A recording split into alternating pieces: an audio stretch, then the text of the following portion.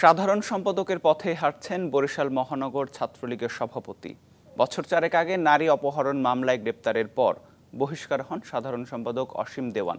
এবার সভাপতির বিরুদ্ধেও নারী ধর্ষণ ও গর্ভপাত ঘটনার মামলা হয়েছে, যা নিয়ে বিব্রত স্থানীয় আওয়ামী লীগ। বরিশাল থেকে কাউসার হোসেন রানার রিপোর্ট আর ছবি তুলেছেন রুহুল আমিন। প্রায় 4 বছর আগে অস্ত্রসহ নারায়ণগঞ্জের রূপগঞ্জ থেকে গ্রেপ্তার হন বরিশাল মহানগর ছাত্রলীগের সাধারণ সম্পাদক অসীম দেওয়ান।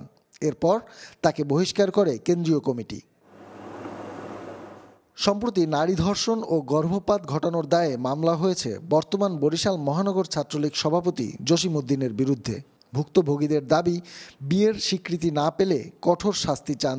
9 বছর যাবত আমার সাথে এসে সম্পর্ক করে এবং যখন আমি জোরপূর্বক করার পর যখন আমি বেবি কনসিভ করি, তারপর আমার 1.5 মাস পর আমি তাকে জানাই কথাটা। তারপর সে সেটা গুরুত্ব দেয় না এবং সে আমার হয়তো একসময় আমার চরিত্রের অপবাদও দিছে। এ ঘটনায় থানায় লিখিত অভিযোগ দেওয়ার পর থেকেই আত্মগোপনে জসিম। মোবাইল ফোনে জানান তিনি ষড়যন্ত্রের শিকার। কোথায় আছে সঠিক আমি বলতে পারি না। খুলনা গেলেও না ঢাকা গেলেও বললে যেন আমি আসি, এই তারপর বাইরে বাড়ি আয় নাই আর বললেও যেতে পারে না। এখানে কিছুই বলার নাই ভাই, আপনারা সবই জানেন। বরিশাল শহর সম্পর্কে জিগেই দেন। বিয়ে করছি আমার ওয়াইফের নিয়ে, আমি সাংবাদিক সম্মেলন করতেছি। পুলিশ বলছে অভিযোগটি মামলা হিসেবে গ্রহণ করা হয়েছে। আর এমন ঘটনায় বিব্রত স্থানীয় আওয়ামী লীগের নেতাকর্মীরা।